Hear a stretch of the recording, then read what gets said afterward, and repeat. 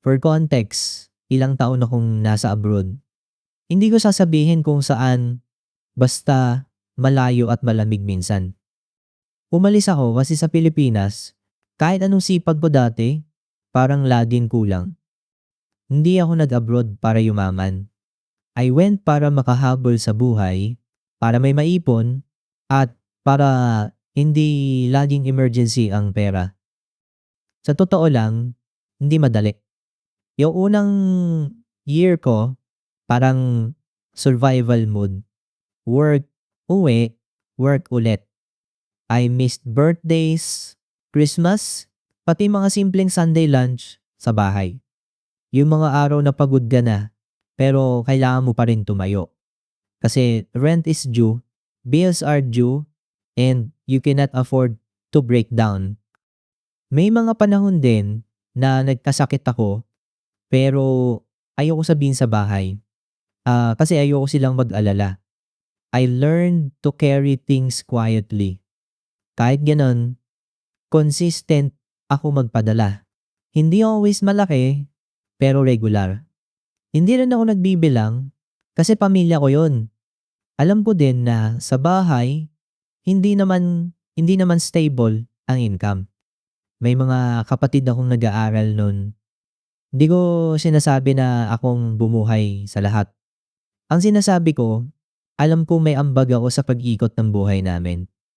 At kahit malayo ako, gusto kong maramdaman nila na kasama pa rin ako. Sa video calls, lagi nilang sinasabi, umuwi ka na, miss ka na namin. Iba pa rin pag nandito ka. Tuwing naririnig ko yon, nagiging soft ako. Kahit pagod, kahit puyat, I would make time. Minsan naka-uniform pa ako sa call. Minsan nasa break room, nagtatago lang sa sulok. Kasi kahit ganon, I needed them too. So when I finally planned my homecoming, sobrang dami kong iniisip. Tickets, leave approval, budget, and yes, pasalubong. Kasi alam ko naman yung culture natin. Di ako ignorante. Alam ko na pag umuwi ka galing abroad, may expectation na may dala ka. I accepted that. I even wanted that in a way kasi masaya din magbigay. Masaya makita silang excited. Pero iba pala yung excited sa transaction. Weeks before my flight, I did the usual. I made a list. I set a budget. I tried to be fair. Tinignan ko yung exchange rate. Tinignan ko yung weight limit. Tinignan ko yung space sa luggage. I chose items na practical. Pero may abroad feel pa rin. Chocolates, body care, branded na hindi sobrang mahal, small gadgets, shoes for my siblings, a bag for my mom, vitamins, toys for the kids. I bought things on sale. I compared prices. I wrapped them properly. Hindi ako nagtipid sa effort. I wanted them to feel remembered. May mga kamag-anak din na nag-message na ahead of time. Hoy, pag-uwi mo, baka may extra ka dyan. Baka may ganitong shoes. Baka may iPhone case. Baka may perfume. I answered politely. Sabi ko, tingnan natin I tried to manage expectations without sounding harsh. In my head, I thought that was enough. Paglapag sa NAIA, yung amoy ng airport na pamilyar, pero parang mas mainit, mas mabigat. Habang hinihintay ko yung luggage, I imagine the moment outside, yung yakap, yung finally, yung mga luha na matagal na tinago. Yung feeling na umuwi ka, na safe ka, na hindi ka na mag-isa kahit ilang araw. Lumabas ako sa arrivals area, bit-bit ang cart, 2 maleta, 1 carry-on. Pagtingin ko, andun sila. Nakita ko si mama, si papa, mga kapatid ko. at ilang pinsan. May hawak pang placard na may pangalan ko, parang joke. Natawa ako, medyo napaiyak. Lumapit ako, ready na ako humalik kay mama, yakapin si papa, yakapin mga kapatid ko. Ang unang narinig ko, hindi, "Kamusta ka?" Ang unang narinig ko, "Uy, nasaan yung pasalubong?" Tawa sila, parang harmless. Parang joke lang, pero sa totoo lang, tumama. Kasi yung tono, hindi yung tipong after hug. It was the opening line. The first thing they wanted to locate was the stuff. Sumunod agad, "Ang dami ba? Ilan maleta mo? May chocolates ba? May pambata? May pabango? May dala ka ba para kay tita? Nabili mo ba yung request ko?" I smiled. I did. Kasi ayoko maging masungit. I said, "Oo, meron. Pero mamaya na, pagdating sa bahay." I tried to bring it back to the moment. I hugged mama. I kissed papa's hand. I told them, miss na miss ko kayo.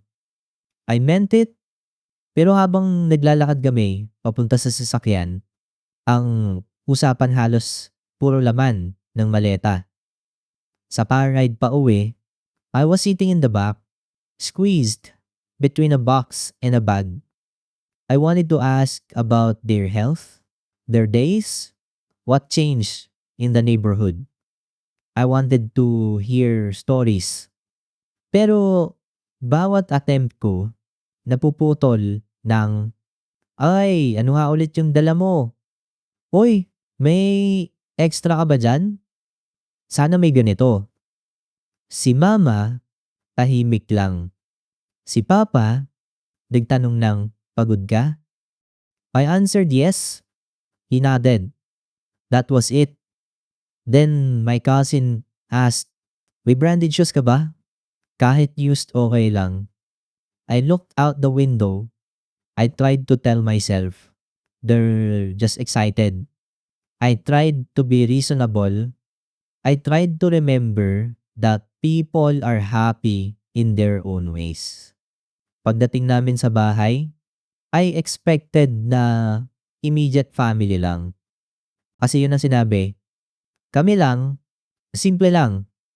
Pero pagpasok ko, may mga tao na may tita, may tito, may mga pinsan na hindi ko in-expect. May kapitbahay pa na kilala ko, may mga bata na nagtatakbo, may pagkain sa mesa, may welcome banner sa sala, nakaka-touch.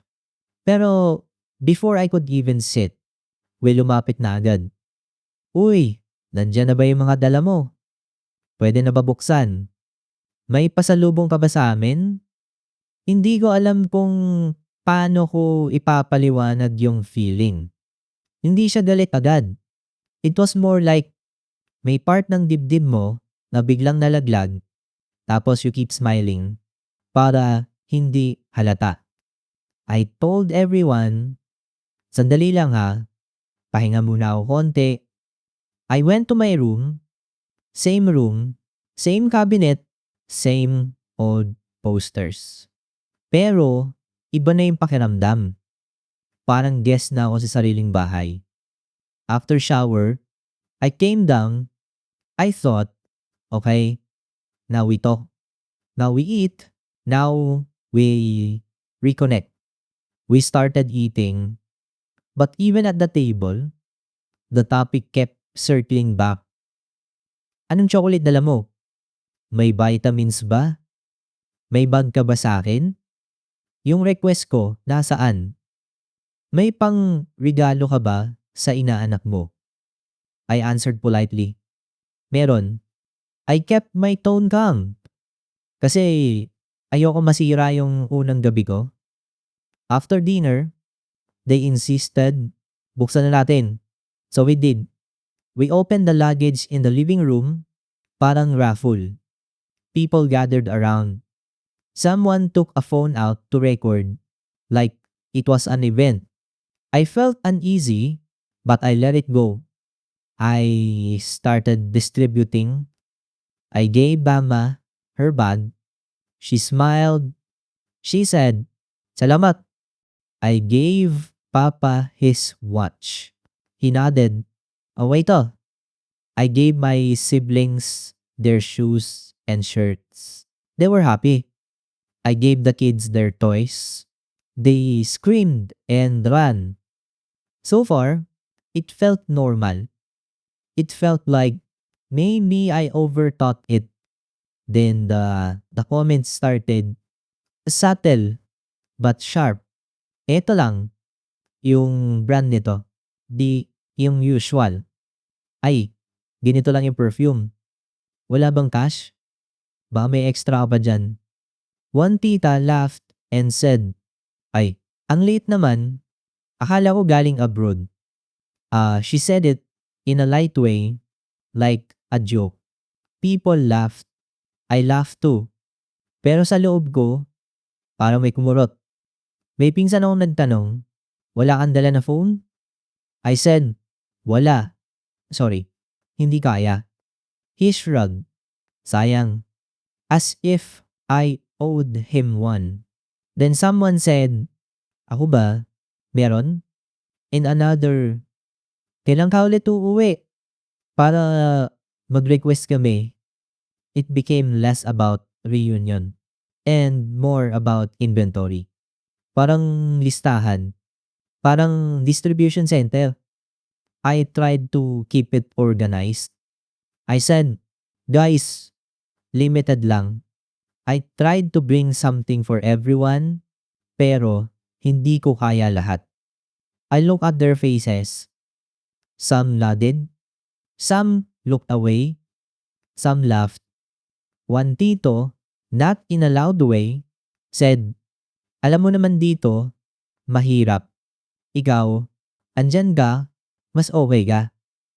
His tone wasn't angry, more matter of fact, but it landed heavy because it reduced years of sacrifice into a simple conclusion. You're okay, so you should give more. I wanted to say, I'm not okay all the time. I wanted to say, I worked extra shifts for this.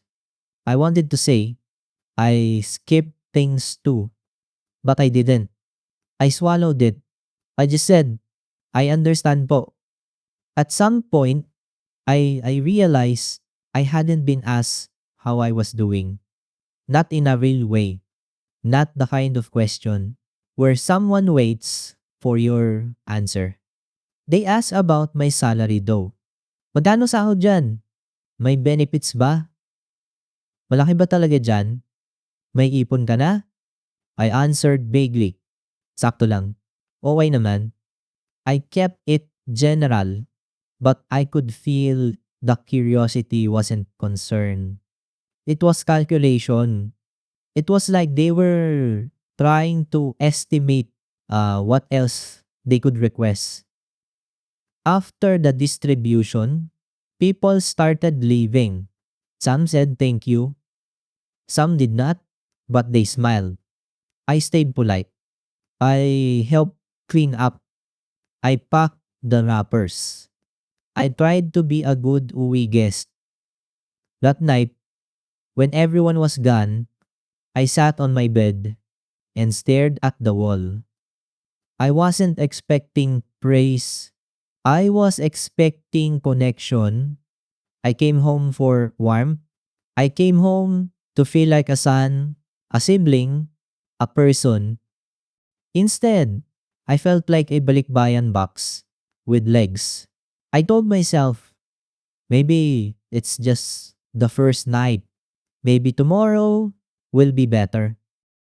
The next morning, I woke up early because my body clock was still foreign. I went to the kitchen. Mama was there making coffee. She asked, "Gising ka na?" I said, "Yes." She asked, "Kumain ka?" I said, "Not yet." I waited for something. A deeper talk. A moment, Mama said, "Yung kay tita mo, may extra ka pa ba? Baka kasi magtampo." Her voice was gentle, not demanding. But still, it went back there.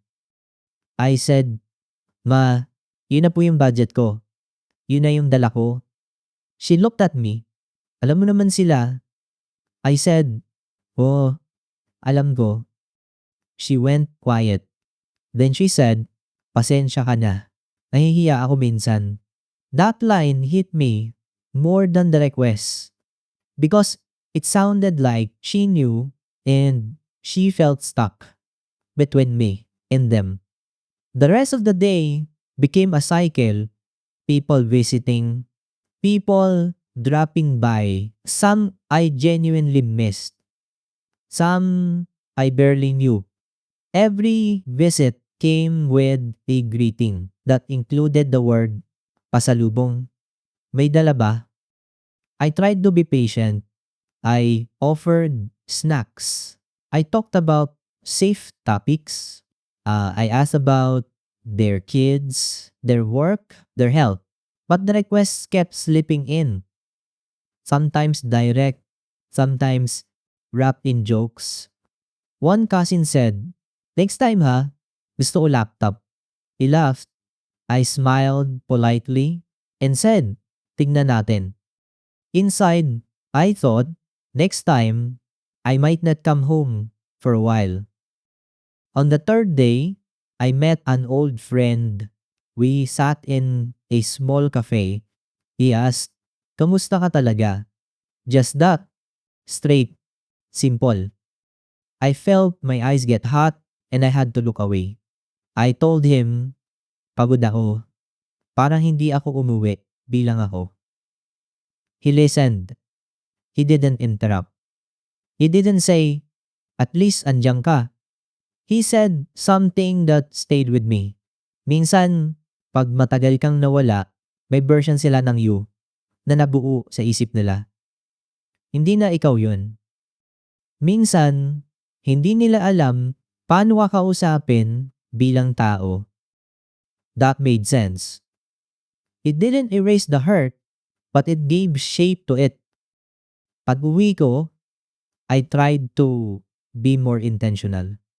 I looked for quiet moments. I sat with Papa in the afternoon. He was watching TV.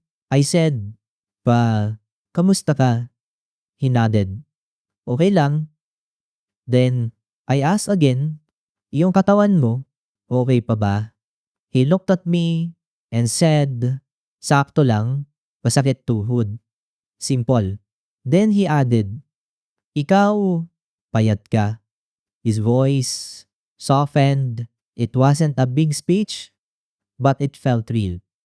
For the first time since I arrived, I felt seen. With my siblings, I tried to talk about their plans, school, work, relationships. We laughed. We remembered old stories. Those moments were the reason I came home. Those moments were small, but they mattered. One afternoon, a relative I don't see often came over. She sat in the living room and said, "Buti umuwi ka.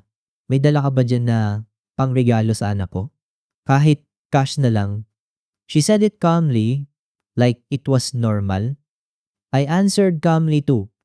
"Pasensya na po. Naka-budget na po lahat. Wala na po extra." Her face changed. Not angry, but disappointed. She said, "Ganun ba?" Then she went quiet and after a few minutes, she left early. I sat there after feeling guilty and annoyed. That night, I couldn't sleep. I kept thinking, am I being selfish? Or am I finally noticing something I ignored for years? I reminded myself, giving is good, but giving should not erase you. On day 5, I decided to talk to Mama properly. Not in a fight, not in a dramatic way. I told her, I need to say something kasi ayoko dalhin to pabalik. Ano yon? I said, masaya ako na nakauwi. Masaya ako na nakita ko kayo. Pero nasasaktan ako na parang pasalubong yung main focus ng maraming tao. Pakiramdam ko minsan, hindi ako anak dito, parang dala lang ako. Mama looked down. She said, hindi ko gusto yon. Pero alam mo naman dito, pag may umuuwi, parang fiesta. I said, I expected to give. I did give. Pero sana, kahit konti, tanungin din ako kung okay ako. She wiped her eyes. Pasensya na anak. Nahihiya ako. Di ko alam paano pigilan sila minsan. I said, di mo kailangan pigilan lahat. Pero maybe next time, we set limits. We can say, immediate family lang muna. Or we can say, hindi na ako magdadala para sa lahat. Kasi hindi ko kaya at ayoko na umuwi na ganito yung pakiramdam. Mama was quiet. Then she said, sige, next time, mas maaga natin sasabihin. She didn't promise perfection, but she acknowledged it. That alone helped. The next days were better in small ways. Not because everyone suddenly changed, but because I started setting gentle boundaries. I noticed that the ones who truly wanted to see me stayed and talked. The ones who were there mainly for the uwi benefits left faster. There was one moment that surprised me. A younger cousin, high school age, came to me quietly while others were eating. She said, Kuya, sorry ang dami nilang sinasabi, pero ako, happy ako umuwi ka. Namiss ka namin. She didn't ask for anything. She just said that. I said, salamat. That sentence did more than all the thank yous combined because it felt like it was for me, not for the bag. Near the end of my stay, I visited my lola. She held my hand and said, ang payat mo. Kumain ka dyan. Wag puro trabaho. That was it. Simple. No requests. Just care. I realized I was craving that kind of simple concern. When it was time to leave again, the house was busy. Some relatives came to say goodbye. A few slipped in last-minute requests. Pagbalik mo, bili mo ako nito. I said, sige. But inside, I was already planning to be stricter next time. Not cold, just clear. At the airport, Mama hugged me tight. She whispered, ingat ka. Pasensya na ulit. Papa held my shoulder and said, magpahinga ka rin. My siblings hugged me and told me to message them when I land. I felt two things at once. I felt grateful because I do have family who loves me. And I felt sad because love got mixed with expectation in a way that made me feel small. On the flight back, I look at the photos on my phone. Smiles, food, group pictures. It looked like a successful homecoming. If someone saw it, they would say, ang saya. And yes, there were happy moments. But there was also this quiet lesson. Coming home is not always the comfort you imagine. Sometimes you come home and realize you have to teach people how to love you in a way that does not turn you into a wallet. I'm not saying pasalubong culture is bad. I'm not saying my relatives are evil. I'm saying that for me, it reached a point where it changed the feel of my homecoming. It made me cautious. It made me hold back parts of myself. I also know na may mga tao sa family na genuinely struggling. I know na may needs. I know na hindi lahat ng request ay entitlement. Sometimes it's desperation, sometimes it's hope. I don't want to judge that. Pero kahit ganon, I still think it's fair to want to be treated like a person first. Now I'm back abroad and I'm trying to process it without becoming bitter. Ayoko din na mag-shutdown ako. Ayoko na mawalan ako ng gana umuwi. Pero ayoko rin na umuwi ako ulit. Na ganun yung pakiramdam na parang dala lang ako. So I'm asking, how do you set boundaries with family and relatives about pasalubong without sounding cold? How do you manage expectations before you arrive? How do you protect your peace without creating conflict? The end. Thank you for watching this video. Don't forget to come back tomorrow for more stories. Once again, I'm Lechon and I'll see you next time.